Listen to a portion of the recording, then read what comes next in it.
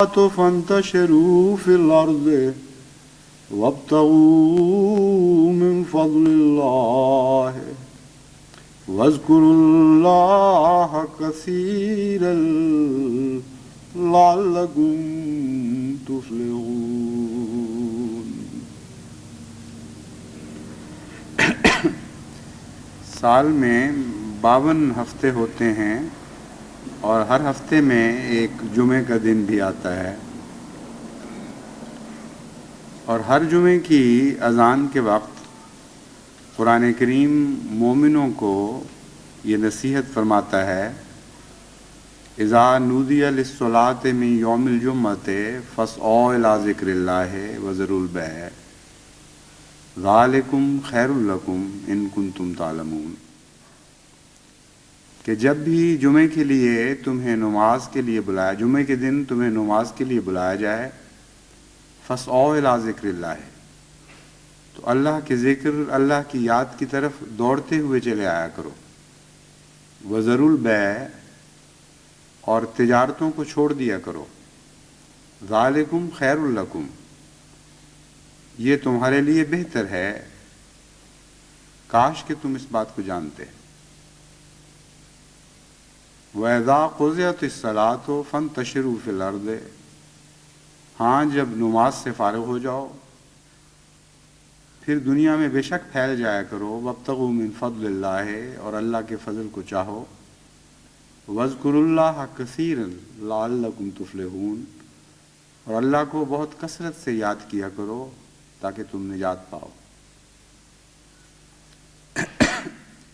یہ آواز 52 مرتبہ ہر جمعے کے دن اٹھتی ہے، خواہ کوئی کان اس آواز کو سنے یا نہ سنے، مگر وہ آواز جس کو قرآن کریم نے ہمیشہ کے لیے محفوظ کر لیا، کائنات کا ریکارڈنگ سسٹم اسے ہر دفعہ بجاتا ہے، اور جن کے کان سننے کے ہیں وہ اس کو آواز کو سنتے بھی ہیں، اور اس کے باوجود اسے انسنی کرنے والے بھی بہت سے ہیں۔ لیکن ایک جمعے کا دن ایسا بھی آتا ہے جب کہ تمام سننے والے اس آواز کو سنتے بھی ہیں اور لبیک بھی کہتے ہیں، اور وہ جمعے کا دن آج کے جمعے کا دن ہے جسے یوم جمعۃ الوداع کہا جاتا ہے۔ ساری امت مسلمہ میں یہ دن بڑے خلوص اور بڑی عقیدت کے ساتھ منایا جاتا ہے، اور اس جمعے کے دن کے ساتھ بہت سی توقعات وابستہ کی جاتی ہیں، کچھ فرضی ہیں، کچھ حقیقی ہیں، لیکن بہرحال بہت سی نیک امیدیں اور بلند توقعات اس جمعے کے دن سے وابستہ کی جاتی ہیں، یہاں تک کہ بعض سمجھنے والے یہ بھی سمجھتے ہیں کہ 51 دفعہ خدا کی آواز کو رد کرنے کے بعد اگر ایک دفعہ اس آواز پر لبیک کہہ کر ہم اس جمعے کے دن حاضر ہو جائیں گے تو ہماری 51 نافرمانیاں بخشی جائیں گی، اور اس ایک فرمان برداری کو ان 51 نافرمانیوں پر بھاری قرار دیا جائے گا۔ یہ بھی ایک توقع ہے، کس حد تک اس توقع میں حقیقت ہے یہ تو عالم الغیب والشہادہ خدا ہی بہتر جانتا ہے، وہی بہتر جانتا ہے جس نے اعمال اور جزا سزا کے دن ہمارے اعمال کا فیصلہ کرنا ہے۔ مگر حقیقت یہ ہے کہ جب ایک پکارنے والا جس کی اطاعت کا انسان عہد کر چکا ہو، جس کی اطاعت سے باہر کوئی چارہ نہ ہو، کسی کو اپنی اطاعت کی طرف بلاتا ہے تو بندے کا یہی کام ہے، غلام کا یہی فرض ہے کہ وہ اس آواز پر لبیک کہے، اور اگر کچھ مجبوریاں حائل ہو جائیں، بے اختیاری اور بے بسی کی صورت پیدا ہو جائے، تو پھر ان کوتاہیوں پر انسان نادم ہو اور استغفار کرے اور شرمندگی کا اظہار کرے، تو ایک معقول توقع کی وجہ بن جاتی ہے۔ انسان یہ سوچ سکتا ہے کہ چونکہ بعض بے اختیاریاں اور بعض کمزوریاں میری اطاعت کی راہ میں حائل ہو گئی تھیں، اور پھر اطاعت نہ کرنے پر شرمندگی بھی مجھے بہت ہوئی اور اظہار ندامت بھی میں نے کیا. اس لیے بعید نہیں کہ وہ عالی سرکار ہمارا رب رحمان الرحیم مجھے بخش دے اور میری کمزوریوں سے درگزر فرمائے. اس توقع میں ایک معقولیت پائی جاتی ہے، اور ہرگز بعید نہیں کہ ایسے نادم دلوں کی توبہ قبول ہو اور اللہ تعالیٰ اپنے فضل و رحمت کے ساتھ ان سے بخشش کا سلوک فرمائے. لیکن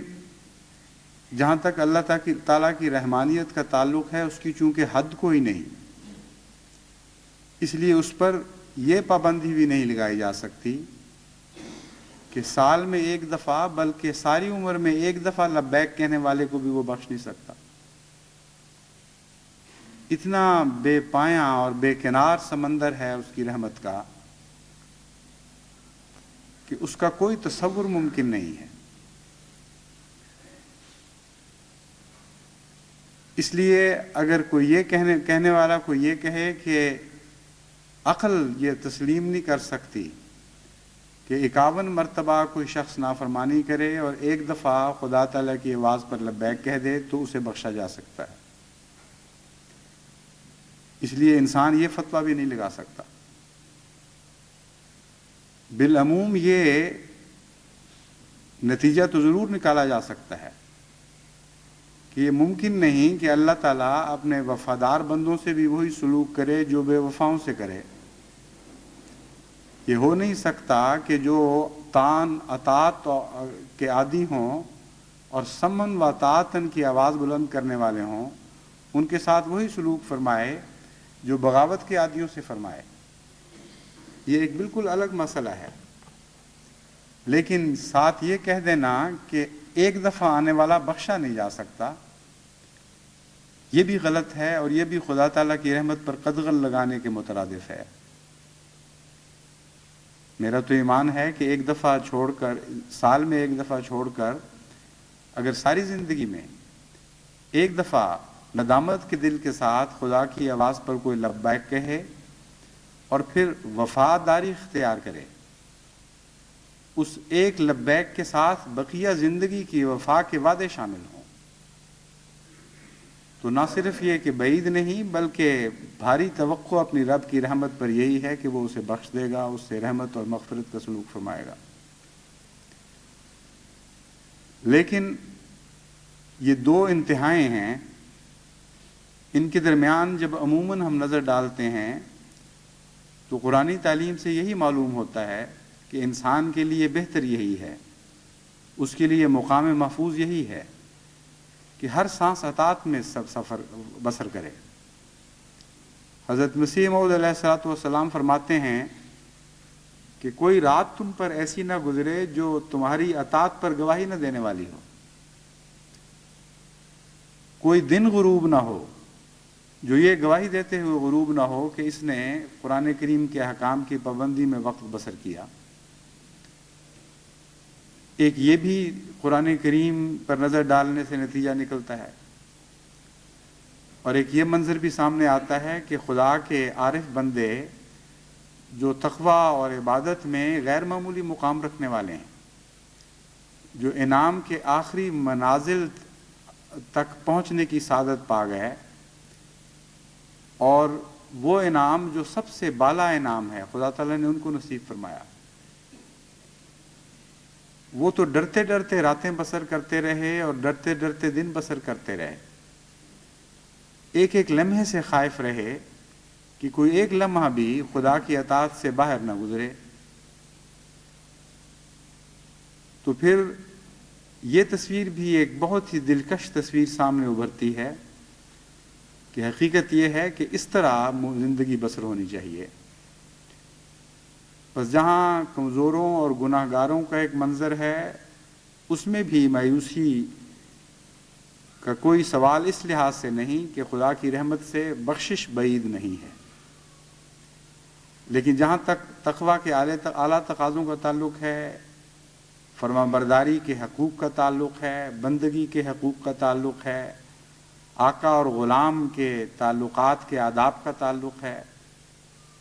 بہتر اور صحیح صورتحال وہی ہے جو حضرت اقدس مسیح موعود علیہ الصلوۃ والسلام نے بیان فرمائی کہ مومن کی راتیں بھی ڈرتے ڈرتے بسر ہونی چاہیے اور اس کے دن بھی ڈرتے ڈرتے بسر ہونے چاہیے، اور کوشش یہی ہونی چاہیے کہ اطاعت سے باہر کوئی سانس نہ آئے اور اطاعت سے باہر کوئی قدم نہ جائے۔ ان دو تصویروں کے درمیان بے انتہا خدا کی مخلوق ہے، کوئی ایک کنارے پر کھڑی ہے، کوئی دوسرے کنارے پر، اور ہر ایک کے معاملات الگ الگ ہیں۔ انسان نہ اس انسان کے دل کی تہ تک اتر سکتا ہے، نہ اس لائق ہے کہ وہ کسی پر فتویٰ لگا سکے، نہ اسے یہ توفیق ہے کہ خود اپنے ہی دل کا راز معلوم کر سکے، اور بسا اوقات غفلت کی حالت میں بسر کرنے والا اپنے آپ کو نیک سمجھتے ہوئے بسر کر رہا ہوتا ہے، حالانکہ اندرون خانہ اس کے اندر اس کی نیتوں کی کجیاں اور نیتوں کے فطور اس کے اعمال کو کھا رہے ہوتے ہیں۔ تو ایک یہ پہلو بھی ہے جس کی وجہ سے دل میں خوف پیدا ہوتا ہے، اور انسان کو یہ پہلو انکساری سکھاتا ہے، خدا کے حضور جھکنا، خدا ہی کے حضور جھکنا نہیں سکھاتا بلکہ بندوں کے مقابل پر بھی انکساری سکھاتا ہے۔ بس آج کے دن سب قسم کے لوگ، وہ جو تقویٰ کی باریک راہوں پر قدم مارنے والے ہیں، وہ بھی خدا کی آواز پر لبیک کہتے ہوئے اکٹھے ہو گئے ہیں، اور وہ جن کو خدا کی رحمت پر امیدیں ہیں، خواہ ان کے اعمال ان امیدوں کو جھٹلا بھی رہے ہوں، تب بھی وہ اپنی رب کی رحمت سے بلند امیدیں لے کر آج کے دن حاضر ہوئے ہیں، وہ بھی آج مسجدوں میں اکٹھے ہو گئے ہیں۔ اور ان دونوں کے درمیان جو خدا کی بے شمار مخلوقات ہیں، بے شمار ان کے مدارج ہیں، بے شمار مراتب ہیں، وہ سارے کے سارے اس کثرت کے ساتھ آج خدا کے گھروں میں اکٹھے ہوئے ہیں کہ سارا سال کبھی خدا کے گھر اس طرح آباد نہیں ہوئے تھے۔ یہ خاص دن ہے اور اس کی خصوصیت سے انکار ممکن نہیں۔ حقیقت یہ ہے کہ اللہ کی رحمت ایک عجیب شان دکھاتی ہے، اس کے عجیب جلوے ہیں، اور بعض شان کے جلوے یہ بھی ہیں کہ گناہگار بندوں کے اجتماع پر بھی اس کو رحم آ جاتا ہے، جو اس کے نام پر اکٹھے ہوں، ان کے اجتماع کو دیکھ کر وہ رحمت خاص طور پر جوش دکھاتی ہے اور غیر معمولی جلوے کے ساتھ اپنے بندوں کے اوپر مغفرت اور عفو کے ساتھ جلوہ گر ہوتی ہے۔ ایسا ہی ایک نظارہ قرآن کریم نے ہمارے لیے محفوظ کیا تاکہ یہ منظر بھی ہماری نظر سے پوشیدہ نہ رہے۔ حضرت یونس کی قوم کی تصویر قرآن کریم کھینچتا ہے کہ کس طرح اس قوم کو باوجود اس کے کہ دن رات گناہوں میں اس درجہ ملوث تھی کہ خدا کی تقدیر نے اس ساری قوم کو صفحہ ہستی سے مٹا دینے کا فیصلہ کر لیا تھا، اور ایسا قطعی فیصلہ کیا کہ وقت کے نبی کو اس دن سے مطلع فرما دیا، اس صبح سے آگاہ کر دیا جس صبح اس قوم کی صف لپیٹی جانی تھی، اور ہدایت فرمائی کہ تم اس جگہ کو چھوڑ کر یہاں سے ہجرت کر کے چلے جاؤ۔ اس کے باوجود وہ گناہوں سے آلودہ بستی، جس میں اس کثرت سے گناہ گار تھے کہ ان کے اندر شاید ایک بھی ایسا معصوم باقی نہیں تھا جس کے صدقے ان کو بخشا جا سکتا ہو۔ جو بچانے کے لائق قرآن کریم بیان فرماتا ہے وہ ایک ہی شخص خدا کا بندہ یونس تھا جو بستی کو چھوڑ کر الگ ہو گیا۔ اس سے زیادہ گناہ گار بستی کا اور تصور ممکن نہیں ہے، مگر جب وہ گناہ گار لوگ بھی اپنے بیویوں، اپنے بچوں کو لے کر، بڑے اور چھوٹے اور مرد اور عورتیں اور بوڑھے اور جوان اور ان کے جانور بھی، سارے خدا کی خاطر خدا سے بخشش مانگنے کے لیے ایک میدان میں اکٹھے ہوئے، اور گریہ ازاری کا ایک طوفان برپا ہو گیا، اور خدا کے حضور وہ ہر طرح سے روئے اور چلائے اور آہ و بکا کی، اور اس کے حضور گرے اور تڑپے اور بے قرار ہوئے اور اپنے گناہوں پر ندامت کا اظہار کیا۔ تو ایک عجیب خدا کی رحمت کی شان ظاہر ہوئی کہ باوجود اس کے کہ وقت کے نبی سے کو مطلع فرما دیا گیا تھا کہ اس قوم کی ہلاکت کا دن آ پہنچا ہے اور وہ منحوس صبح طلوع ہونے والی ہے جس صبح کو اس قوم کی صف لپیٹی جائے گی، اس کے باوجود خدا کی رحمت نے اس وعدے کو ٹال دیا، اس وعید کو ٹال دیا اور اس قوم کو نجات بخشی۔ تو بندوں کا ایک کثیر اجتماع جس میں ہر قسم کے لوگ شامل ہو جاتے ہیں، اگرچہ گناہ گاروں کی کثرت بھی ہو، تب بھی بسا اوقات ایک ایسا دردناک منظر پیش کرتا ہے کہ اللہ تعالیٰ کی رحمت اس منظر کو قبول فرماتی ہے اور پیار کے ساتھ اس اجتماع پر جھکتی ہے اور ان کے گناہوں سے درگزر فرماتی ہے اور ان کی سابقہ لغزشوں کو نظر انداز فرماتے ہوئے ان سے بخشش کا سلوک فرماتی ہے۔ اس لیے خدا کی رحمت کی حد بندی کسی طرح ممکن نہیں۔ آج کچھ لوگ ایسے بھی ہیں جو ہمیشہ وفا کے ساتھ جمعوں پہ بھی حاضر ہوتے ہیں اور 5 نمازوں میں بھی کوشش کرتے ہیں۔ ان لوگوں کو میں یہ نصیحت کرتا ہوں کہ اگر ان کے دل میں کبر کا یہ کیڑا پیدا ہو کہ یہ نئی نئی شکلیں دکھانے والے لوگ، یہ جو پہلے کبھی نظر نہیں آتے تھے، ان کا کیا حق ہے اس جمعے پر، اصل حق تو ہمارا ہے، تو ان کو میں متنبہ کرتا ہوں کہ بعض دفعہ ریا کا یا تکبر کا، عجب کا ایک لمحہ بھی ساری زندگی کی نیکیوں کو برباد کر دیتا ہے۔ اس لیے استغفار سے کام لیں اور تکبر کی نگاہ سے ان کو نہ دیکھیں اور تذلیل کی نگاہ سے نئے آنے والے مہمانوں کو نہ دیکھیں، پیار کی نظر ڈالیں، ان پر محبت کی نظر ڈالیں۔ آخر اللہ کی محبت کے نام پر، خدا کی عظمت کے نام پر یہ اکٹھے ہوئے ہیں۔ یہ دعا کریں کہ اللہ تعالیٰ انہیں وفا نصیب کرے، یہ دعا کریں کہ اللہ تعالیٰ انہیں اس جمعے کی برکت سے آئندہ جمعے نصیب فرمائے اور آئندہ نمازیں نصیب فرمائے،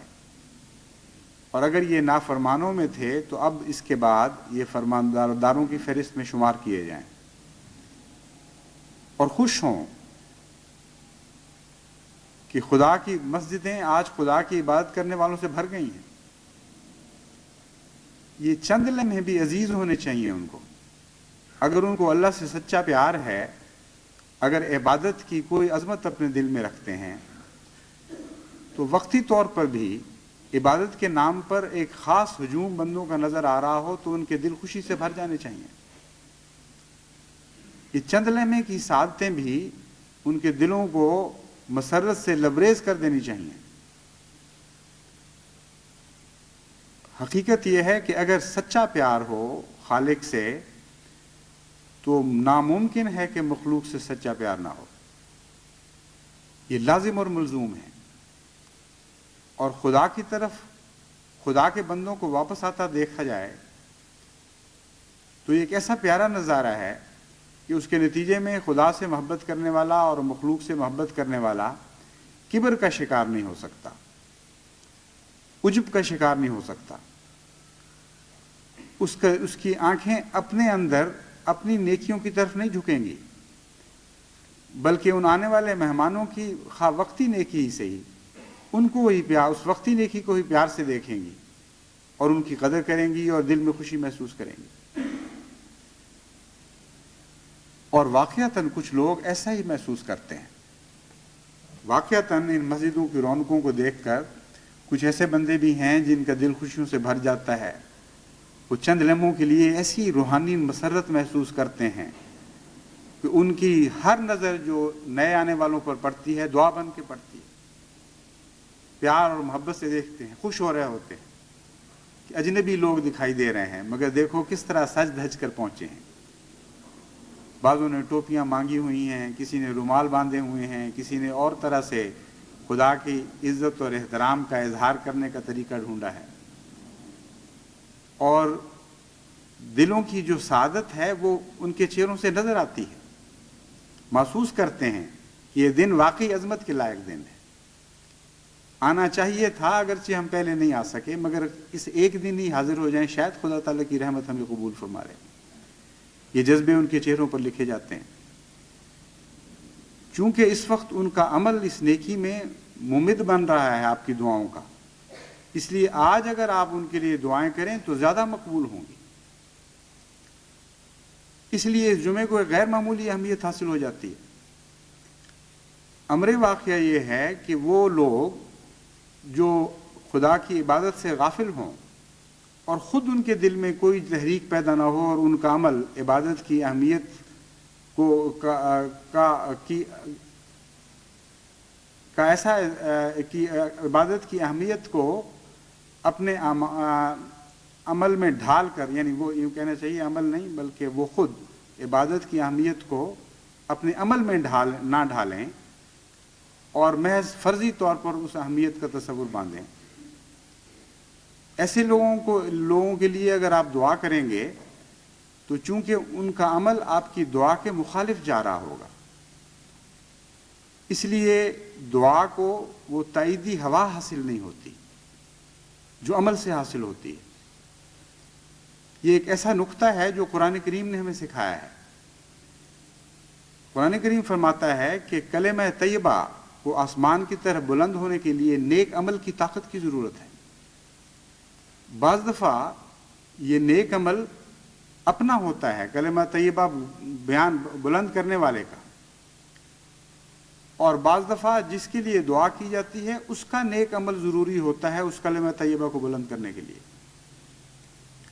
حضرت مسیح موعود علیہ الصلوۃ والسلام نے اس عارفانہ نقطے کو سمجھا اور سمجھایا، اور آپ کے عظیم احسانات میں سے ایک یہ بھی احسان ہے۔ چنانچہ بعض دفعہ دعا کی تحریک کرنے والوں سے آپ نے فرمایا کہ میری اکیلے کی دعا تمہارے لیے قبول نہیں ہوگی جب تک تم خود دعا نہ کرو میرے ساتھ۔ تمہاری دعاؤں کے نتیجے میں میری دعاؤں میں رفعت پیدا ہوگی،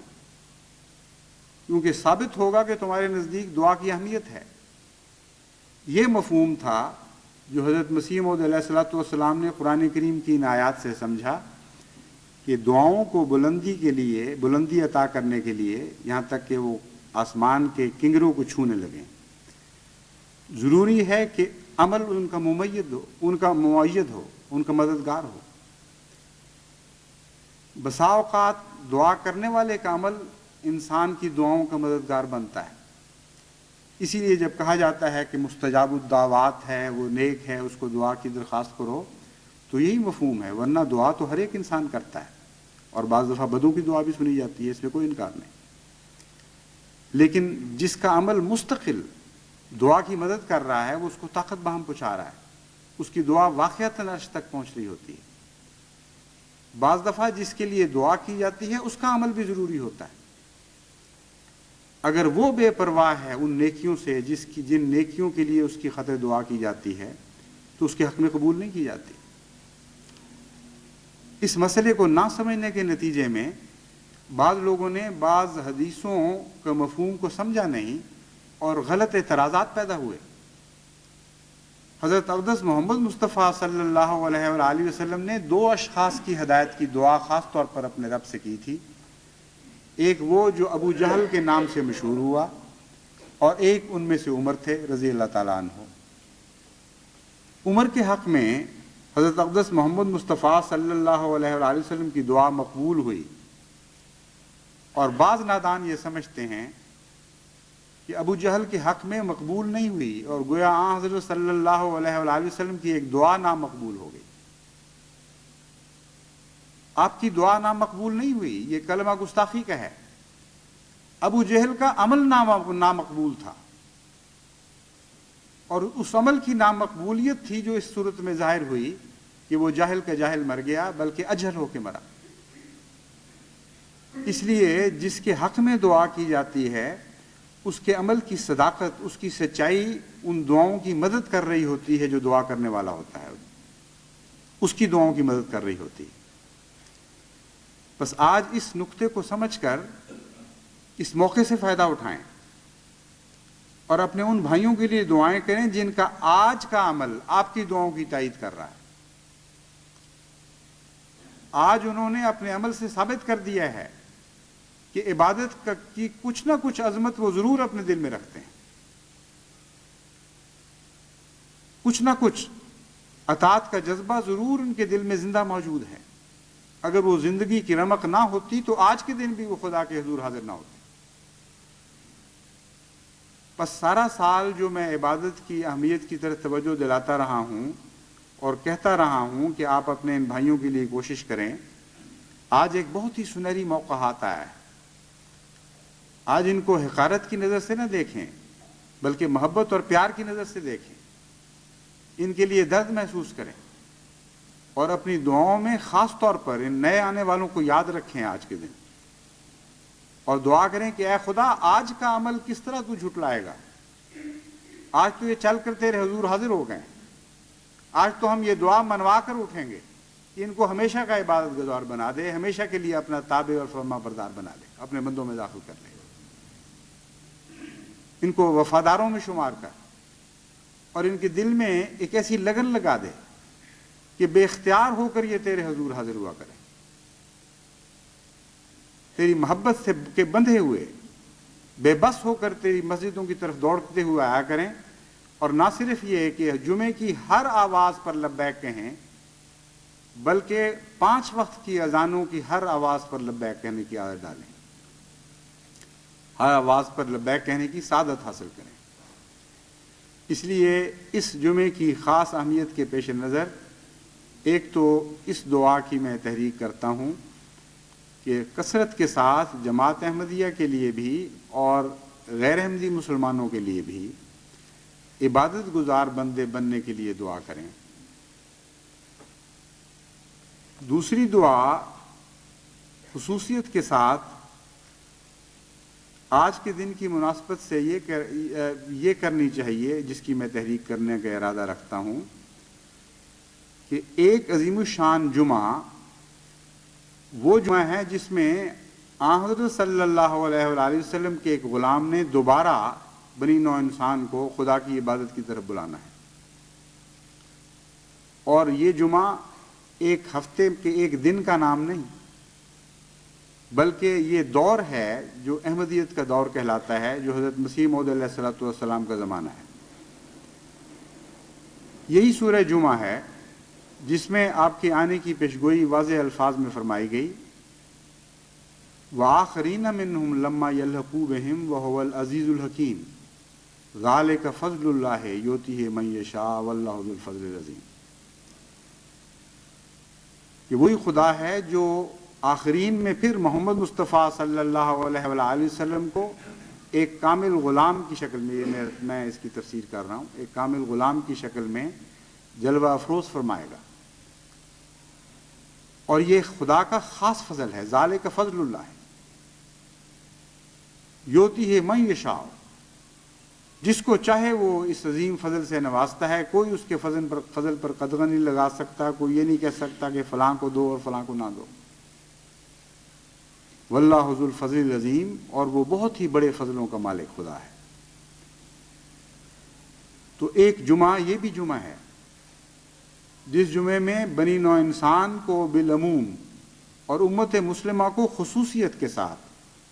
خدا کی عبادت کی طرف بلایا جائے گا، اور اللہ کی طرف سے ایک آواز دینے والا ان کو پکارے گا کہ آؤ اور اس وسیع مسجد میں اکٹھے ہو جاؤ جو خدا نے تمہاری فلاح کے لیے، تمہاری بہبود کے لیے قائم کی ہے. اور یہاں مسجد کا معنی جماعت ہے.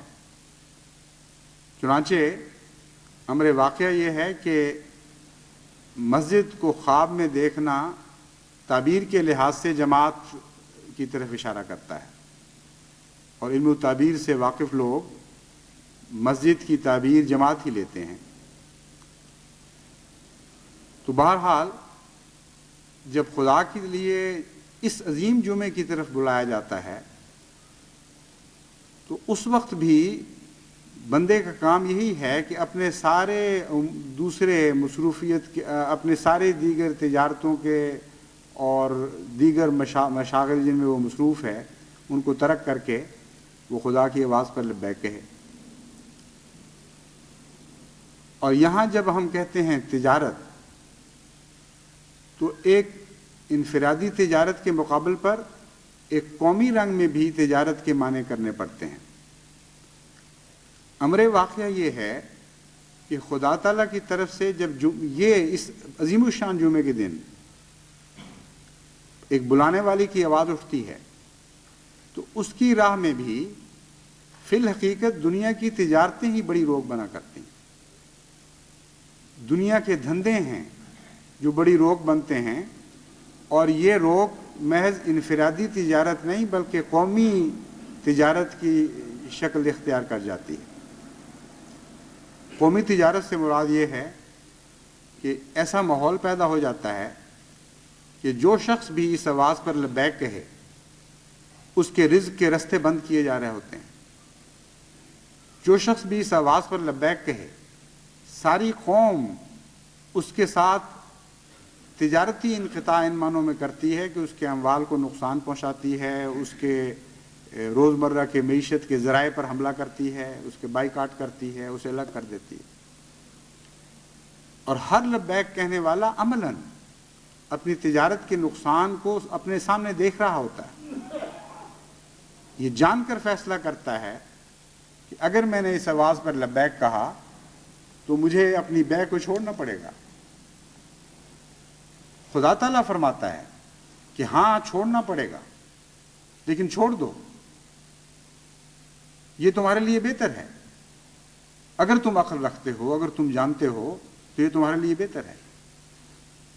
اور اس صورت کا انجام اس طرح فرمایا واللہ خیر الرازقین،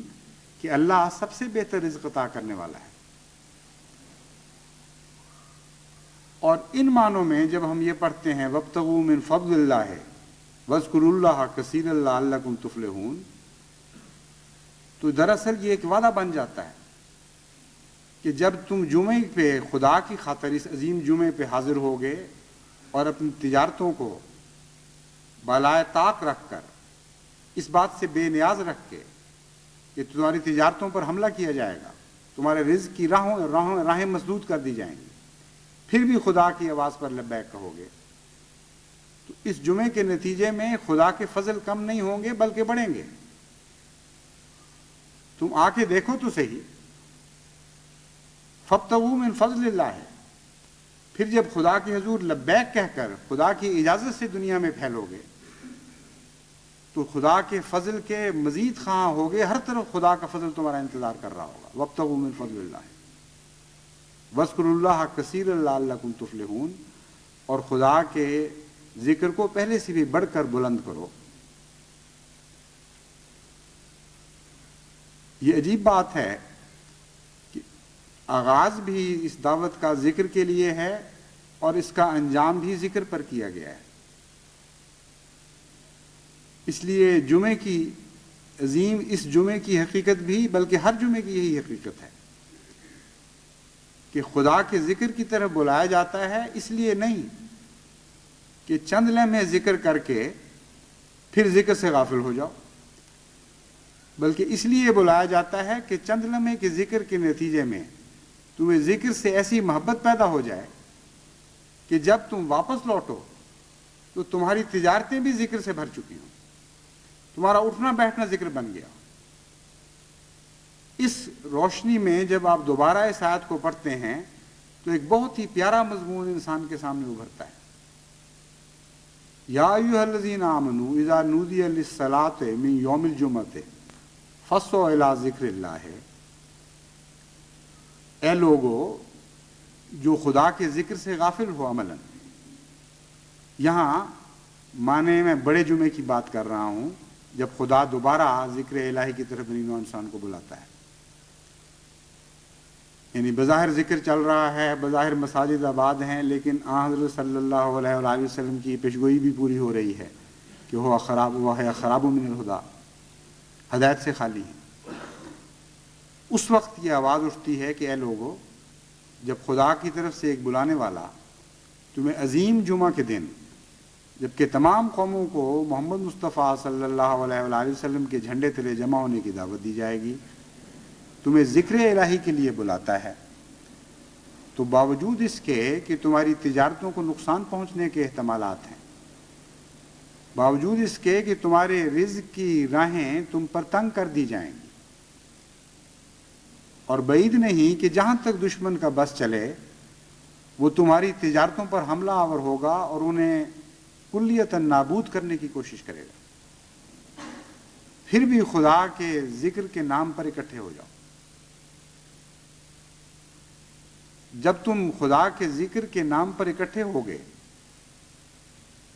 تو تمہیں اس ذکر کی ایسی لذت حاصل ہو جائے گی، اس ذکر کی سے تمہیں ایسا پیار پیدا ہو جائے گا، ایسی محبت پیدا ہو جائے گی کہ پھر جب دنیا میں پھیلو گے تو تم فابتغوا من فضل اللہ ہے، اللہ کا فضل مانگتے ہوئے ہر وقت ہر طرف پھیل رہے ہوگے، یعنی خدا کا فضل تم پر نازل ہوگا اور دنیا کی کوئی طاقت اس فضل کو نازل ہونے سے روک نہیں سکے گی، پہلے سے بڑھ کر تمہارے رزق میں برکت پیدا ہوگی۔ وَاذْكُرُوا اللَّهَ كَثِيرًا، ذکر الہی کی طرف آئے تھے، ذکر الہی سے واپس نہیں لوٹ رہے بلکہ ذکر الہی کو ساتھ لے کر لوٹ رہے ہو، یہ منظر ہے جو خدا تعالیٰ نے کھینچا ہے۔ بس جمعے کا یہ تصور کہ چند منٹ کے لیے، چند لمحوں کے لیے خدا کے ذکر کی طرف بلایا جاتا ہے اور اس کے بعد چھٹی دے دی جاتی ہے کہ جاؤ چلے جاؤ اب تم فارغ ہو گئے ہو، قرآن کی یہ آیت اس تصور کو بالکل جھٹلا رہی ہے۔ خواہ روزمرہ کے عام جمعے کا تصور ہو یا اس عظیم جمعے کا تصور ہو جس کا خاص طور پر سورہ جمعہ میں ذکر ملتا ہے، دونوں صورتوں میں قرآن کریم کی یہ آیت اس تصور کو باطل قرار دے رہی ہے کہ تمہیں چند منٹ کے لیے یا 1 گھنٹے یا 2 گھنٹے کے لیے ذکر الہی کے لیے بلایا جا رہا ہے۔ یہ آیت تو یہ بتا رہی ہے کہ تمہیں جب ذکر کی طرف بلایا جاتا ہے تو اس طرح تام سمم و طاعتن کہتے ہوئے دوڑتے ہوئے آؤ، لبیک کہتے ہوئے آؤ کہ اور کسی چیز کی کوئی پرواہ باقی نہ رہے، اور جب اس جذبے کے ساتھ تم آؤ گے تو پھر جب تمہیں خدا اجازت دے گا کہ دنیا میں دوبارہ پھیلو تو تمہارا ذکر تمہارے ساتھ جائے گا، تمہارا نور تمہاری آنکھوں کے سامنے بھی ہوگا، تمہارے پیچھے بھی ہوگا، تمہارے دائیں بھی ہوگا اور تمہارے بائیں بھی ہوگا، اور ذکر الہی پھر تمہیں کبھی نہیں چھوڑے گا۔ یہ ہے حقیقی جمعہ جس کی طرف خدا تعالیٰ قرآن کریم میں ہمیں بلاتا ہے، اور یہ جمعہ آج احمدیت کے لیے ایک غیر معمولی اہمیت اختیار کر چکا ہے۔ بس اپنے ان بھائیوں کے لیے بھی دعا کریں جو اس عظیم جمعے سے غافل ہیں،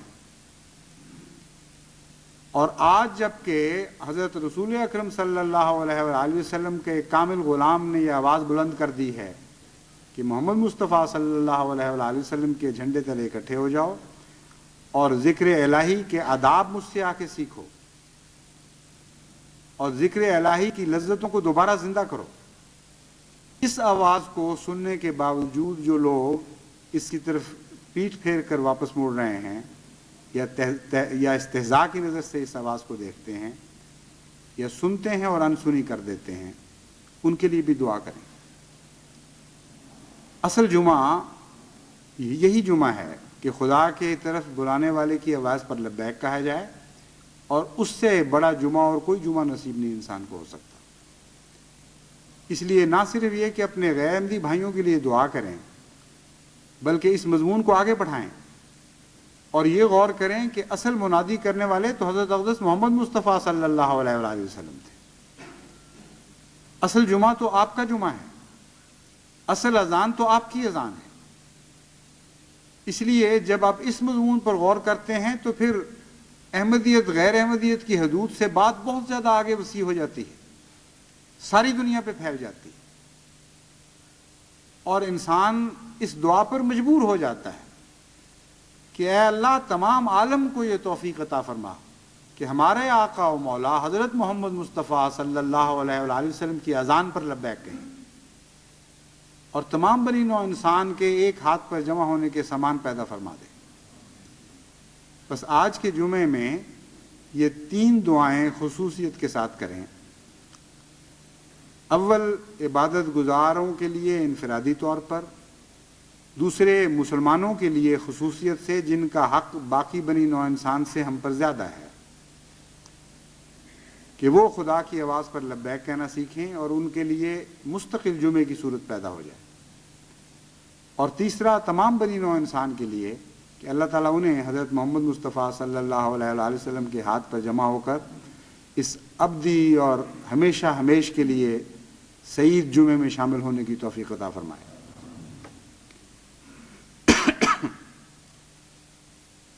اس کے علاوہ ایک دعا وہ ہے جو ہر وقت آج احمدی کے دل کے ساتھ لگی ہوئی ہے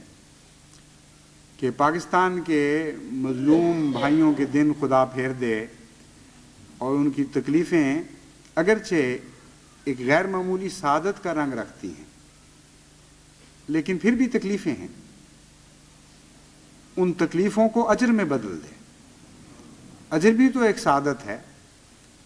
اس لیے جب ہم کہتے ہیں کہ ان کی تکلیفیں دور فرما دے تو یہ مراد نہیں کہ سعادتیں دور کر دے، ہم تو یہ کہتے ہیں کہ یہ امتحان بھی ایک سعادت ہے لیکن امتحان کا نتیجہ بھی تو سعادت ہے، اس لیے اب دوسری سعادتیں عطا فرما، آزمائش کے دن ختم کر اور لامتناہی رحمتوں کے دن جاری فرما دے اور ان کے دل ٹھنڈے ہوں تاکہ ہمارے دل ٹھنڈے ہوں۔ وہ جو باہر بس رہے ہیں وہ ان کی تکلیفوں کو اپنے سینوں سے لگائے پھر رہے ہیں، اس لیے اے خدا جب تک ان کی تکلیفیں دور نہیں ہوتی ہمارے دل کیسے ٹھنڈے ہوں گے؟ اس لیے ان پر اپنے خاص فضل اور رحمت کی نظر فرما، وہ احمدیت کی خاطر جیلوں کی میں صعوبتیں برداشت کر رہے ہیں، طرح طرح کی مصیبتوں میں مبتلا ہیں، ان کو ہر قسم کے گھٹیا اوباش لوگ سڑکوں میں گالیاں دیتے ہیں اور ذلیل کرتے ہیں اور اس جرم میں مارتے ہیں کہ تم کلمہ طیبہ اپنے منہ سے بلند کر رہے ہو اور کلمہ طیبہ سے پیار کا اظہار کر رہے ہو۔ ان کو مارا جاتا ہے، ان کو گلیوں میں گھسیٹا جاتا ہے، ان کو طرح طرح کی اذیتیں دی جاتی ہیں، ان پر آوازیں کسے جاتے ہیں، ان کو عام ہر ادنا شخص جس کو خدا کی عظمت کا تصور بھی کوئی نہیں، جس کی ساری زندگی اس کے اس دعوے کو جھٹلا رہی ہوتی ہے کہ وہ حقیقی مسلمان ہے، وہ اٹھتا ہے اور ان کو اٹھا کر گھسیٹتا ہوا اپنے ساتھ کچھ اور لوگ لگا کر تھانوں میں پہنچاتا ہے اور گورنمنٹ کے ان کارندوں کے ہاتھوں بھی ان کو ذلیل و رسوا کرواتا ہے۔ مقدمے بنے ہوئے ہیں ان پر، اور مقدمے کا بڑا جرم یہ ہے کہ انہوں نے کلمہ طیبہ لا الہ الا اللہ محمد الرسول اللہ کا اقرار کیا تھا اور اسے محبت کا اظہار کیا تھا، اسے اپنے سینے سے لگایا تھا۔ ایسی بدقسمتی ہے اس قوم کی کہ وہ تحریک جو کسی زمانے میں آن حضرت صلی اللہ علیہ وآلہ وسلم کے بدترین دشمنوں نے شروع کی تھی، اسے آج محمد مصطفیٰ صلی اللہ علیہ وآلہ وسلم کے غلامی کے دعویٰ کرنے والوں نے اپنا لیا ہے، اور کوئی حیا اس بات پر نہیں آ رہی کہ ہم کیا حرکت کر رہے ہیں۔ اس لیے ان کے لیے بھی دعا کریں کہ اللہ تعالیٰ ان کو اس لعنت سے نجات بخشے۔ یہ بہت ہی بڑی لعنت ہے کہ محمد مصطفیٰ صلی اللہ علیہ وآلہ وسلم کی غلامی کا دم بھر کے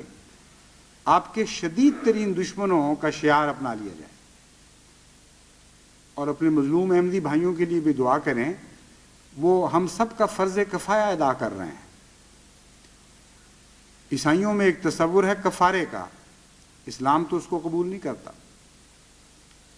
لیکن کفارے کی بجائے اسلام کفایہ کا تصور پیش فرماتا ہے۔ کفایہ کا مطلب یہ ہے کہ وہ ذمہ داری جو ساری قوم کے اوپر ڈالی جاتی ہے، اللہ تعالیٰ رحمت کا سلوک فرماتے ہوئے یہ سہولت دے دیتا ہے کہ اگر قوم میں سے چند آدمی بھی اس ذمہ داری کو ادا کر دیں تو وہ ساری قوم کی طرف سے ادائیگی سمجھی جاتی ہے۔ فقہی اصطلاح میں اسے کفایہ کہتے ہیں، یعنی چند آدمیوں کا عمل باقی لوگوں کی طرف سے کفایت کر جائے۔ چنانچہ جنازہ امت مسلمہ پر فرض ہے، لیکن اگر امت مسلمہ کے چند افراد کسی مرحوم کا جنازہ پڑھ لیں تو وہ باقیوں کی طرف سے کفایہ ہو جاتا ہے، اسے کہتے ہیں فرض کفایہ۔ تو ساری امت کے لیے خدا کی راہ میں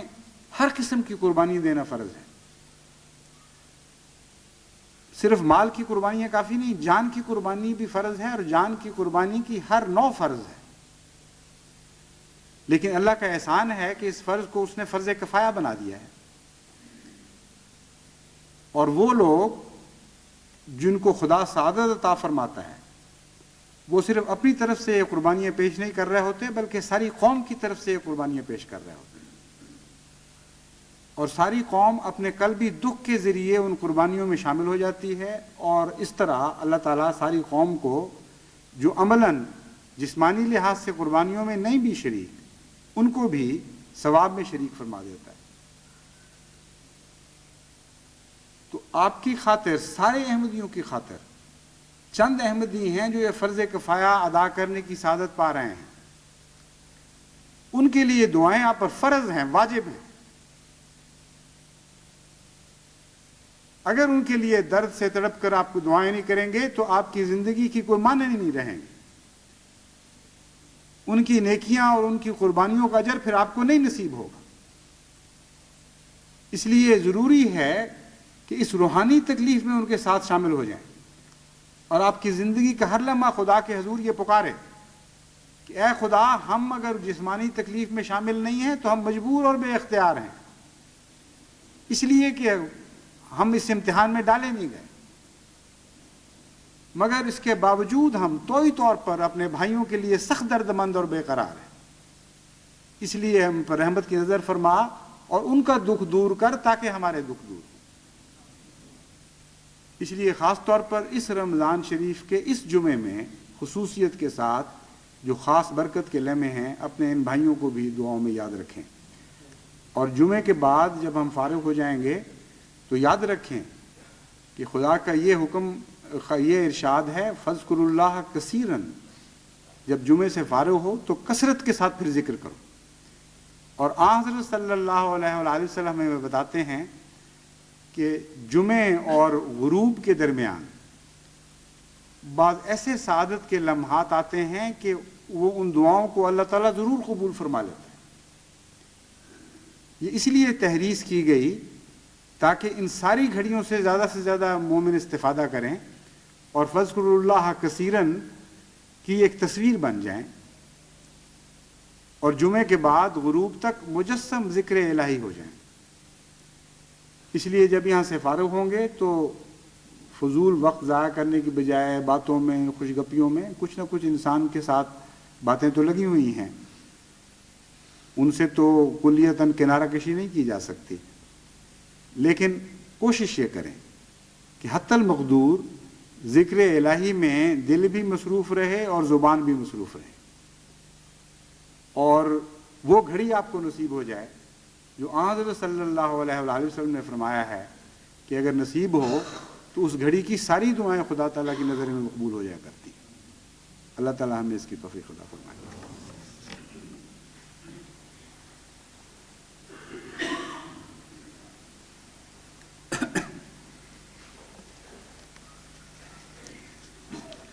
الحمد للہ نحمده ونستعینه ونستغفره ونؤمن به ونتوکل علیہ ونعوذ باللہ من شرور انفسنا ومن سیئات اعمالنا من يهده اللہ فلا مضل له ومن يضلله فلا هادي له ونشهد أن لا إله إلا الله وحده لا شريك له ونشهد أن محمدا عبده ورسوله۔ خطبہ جمعہ ثانیہ سے پہلے چند جنازوں کا اعلان کرنا ہے جن کی نماز جنازہ جمعہ کے مان بعد پڑھی جائے گی۔ ایک قاضی حبیب الدین صاحب کی اہلیہ انور حبیب قاضی کراچی میں وفات پا گئیں، بڑی مخلص خاتون تھیں۔ قاضی صاحب بھی اللہ تعالیٰ کے فضل سے بڑے مخلص دعا گو انسان ہیں، اور وقف بھی کیا تھا انہوں نے اپنے آپ کو، جب تک سلسلے نے ان سے خدمات لیں بڑی توجہ اور انہماک سے اور وفاداری کے ساتھ حق ادا کرتے رہے۔ دوسرا حلیمہ بی بی صاحبہ اہلیہ میاں اللہ عطا خان صاحب، یہ ہمارے انگلستان کی جماعت کے ظہیر احمد صاحب آف کرائیڈن کی نانی تھیں، ان کی طرف سے درخواست آئی ہے۔ ایک مکرم چودھری دین محمد صاحب ناصر آباد اسٹیٹ سندھ کے وفات پا گئے ہیں. یہ وہ ان 2-3 بابوں میں سے ہیں جن کا میں پہلے بھی ذکر کر چکا ہوں کئی دفعہ کہ جب میں ناصر آباد جایا کرتا تھا تو ایک موقع تھا شروع میں کہ جب نمازیوں کی بہت تھوڑی تعداد ہوتی تھی وہاں مسجد میں، جس سے مجھے بڑی تکلیف ہوئی. تو 2-3 بابے بیٹھے ہوئے تھے بوڑھی عمر کے، جن کو میں نے دیکھا اکثر آتے تھے. ان کو میں نے کہا کہ اگر میں آپ کے سپرد ایک کام کروں تو آپ کریں گے کہ نہیں شوق سے؟ تو انہوں نے کہا ہمیں اور کیا چاہیے، ہم تو بیکار بیٹھے اپنا وقت کاٹ رہے ہیں، خدمت دین کا کوئی موقع جو ہم آپ مہیا کریں ہمارے لیے غنیمت ہے. ان میں ایک یہ بھی تھے. تو ان سے میں نے کہا کہ آپ کے سپرد یہ ہے کہ آپ جس وقت مسجد آتے ہیں اس سے کچھ عرصہ پہلے چل پڑا کریں،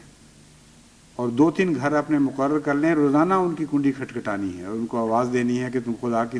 خدا تمہیں بلا رہا ہے مسجد کی طرف، تم گھر بیٹھے کیا کر رہا ہے. چنانچہ انہوں نے ان تینوں بابوں نے، ہم پیار سے ان کو بابے کہا کرتے تھے ناصر آباد کے، بہت اچھی طرح عہد کو نبھایا. اور دیکھتے دیکھتے اتنی رونق پیدا ہو گئی مسجد میں کہ لطف آتا تھا دیکھ کر، ذہن بھر جاتا تھا. بچے کچھ اور بھی مچاتے تھے مگر وہ بھی اچھے لگتے تھے.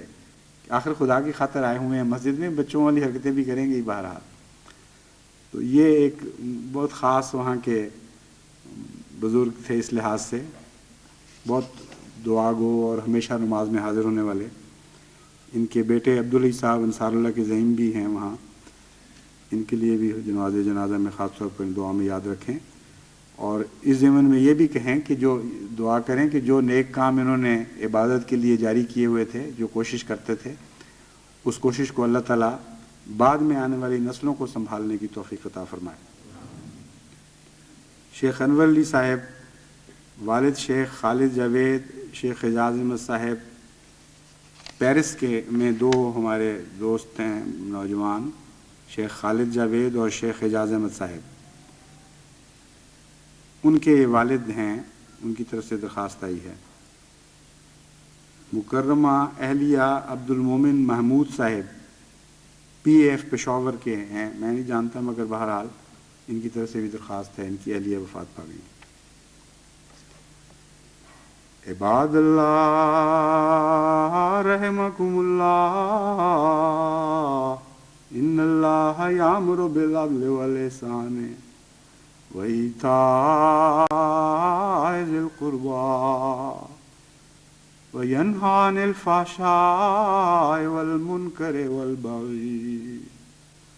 یعظکم لعلکم تذکرون. اذکروا اللہ یذکرکم وادعوہ یستجب لکم ولذکر اللہ اکبر.